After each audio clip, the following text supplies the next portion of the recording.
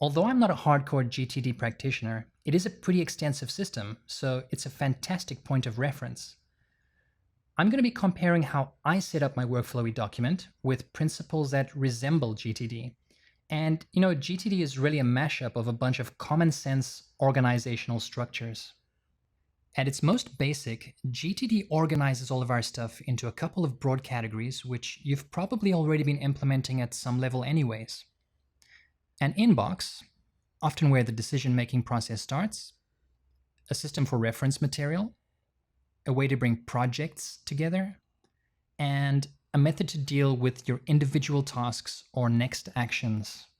So this is what my WorkFlowy homepage looks like currently. I've set things up in a very minimalist way. At the top, you'll see a small set of tags that I use to navigate around my account. I've also abbreviated my lists with what they call enclosed alphanumeric characters. My lists could actually look like this: today, reference, projects, workspace, schedule, Pomodoro, and inbox, but I much prefer them like this, simply because that way I have less distractions when I say open up my schedule outline, which is my current block of time during the day, or my Pomodoro outline, where for specific projects I often record what I plan to do or what I accomplished during a 25 to 30 minute block of time. So onto the GTD categories mentioned earlier, and in no special order, I've got my reference list, which is filled with all kinds of weird and wonderful things. I'm sure you have some of those too. Let's take a look under miscellaneous.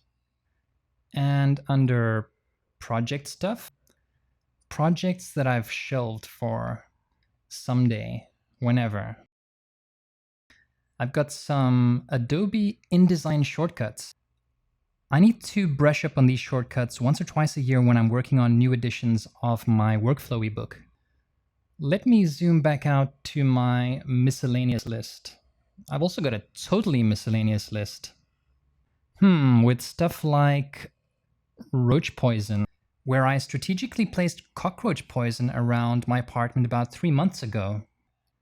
So the point of this whole diversion, let me zoom back out to my homepage, is that I never need to access these lists. I've never had a basement before, but my reference list would kind of be like a dark basement with all kinds of dark things, and I never go down there because I'm kind of scared of the dark.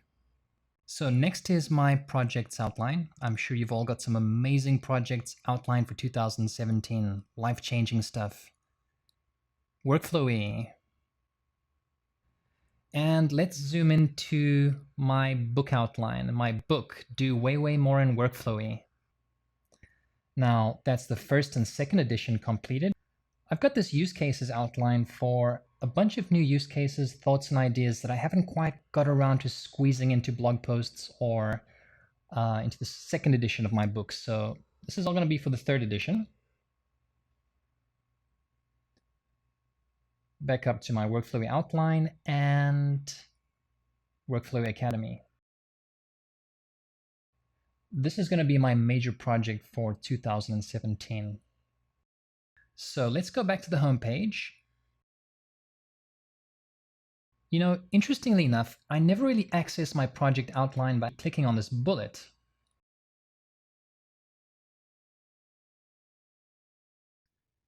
Okie dokie, so in my next list, I've got a mini workspace.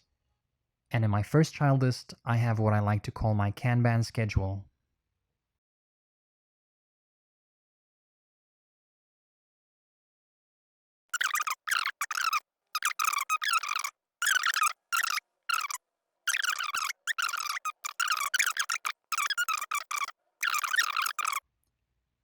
Now, also in my workspace, I have my Pomodoro outline, but I think that deserves a show and tell on another occasion.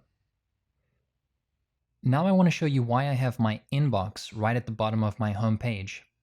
Okay, so I add a lot of shared lists to my WorkFlowy account, and here's a list I'm going to embed in my account right now. So let's hit the Add it to my account button and hop back on over.